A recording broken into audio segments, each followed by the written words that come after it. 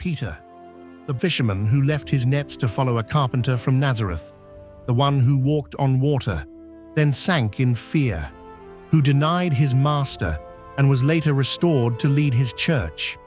But Peter's story is not only his own.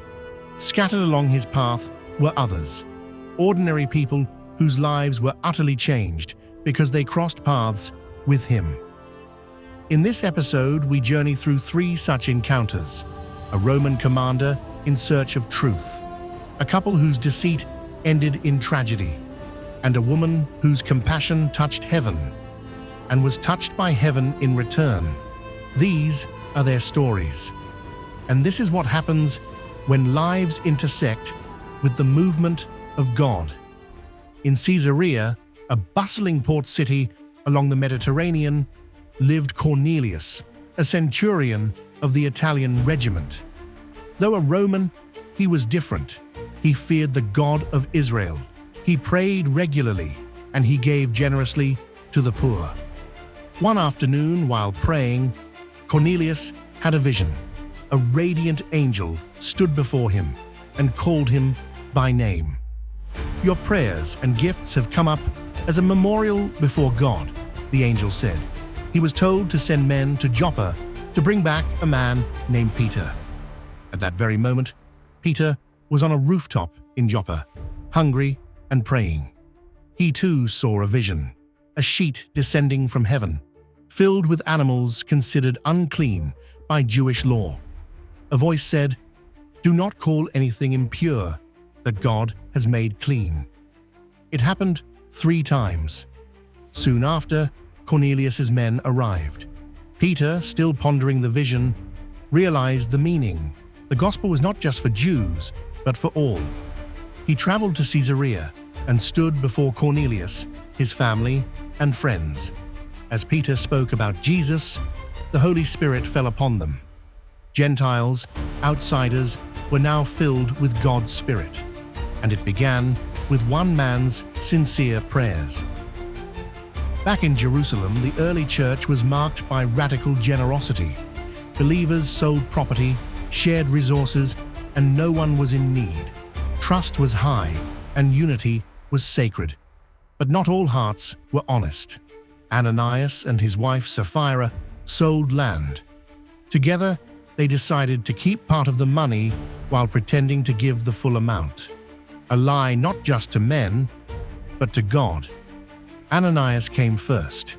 He laid the money at Peter's feet. Peter looked at him and asked, "Ananias, how is it that Satan has filled your heart to lie to the Holy Spirit?" Moments later, Ananias fell dead. Hours later, unaware of what had happened, Sapphira arrived. Peter questioned her about the amount. She repeated the lie, and she too collapsed. A great fear came upon the church. Their story is a warning that the presence of God is holy, and the church is not a place for pretense.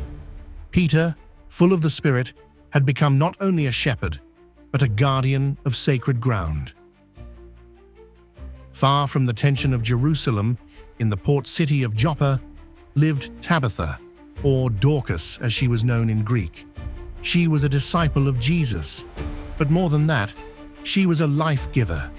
Known for her kindness, her generosity, and the garments she lovingly made for widows, Tabitha was beloved by all.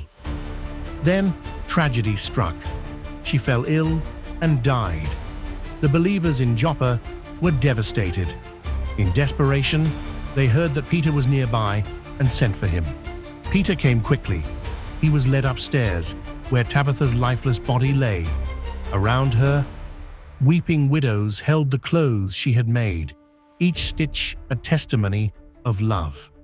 Peter sent them out, knelt to pray, then turned to her body and said, "Tabitha, arise."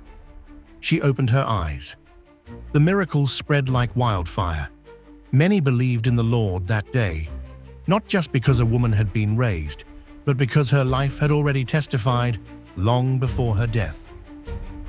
Cornelius, Ananias and Sapphira, Tabitha.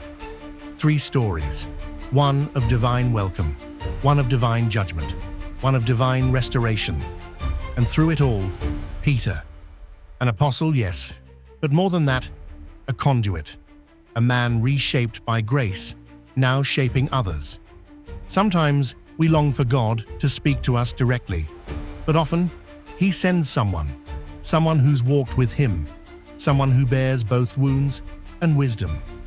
Peter's path was not perfect, but it was powerful, and those who crossed it were never the same. Whose path might you be crossing today?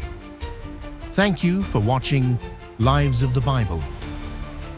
Follow the channel for more stories from the Bible, stories of courage, faith, and purpose that still speak to us today.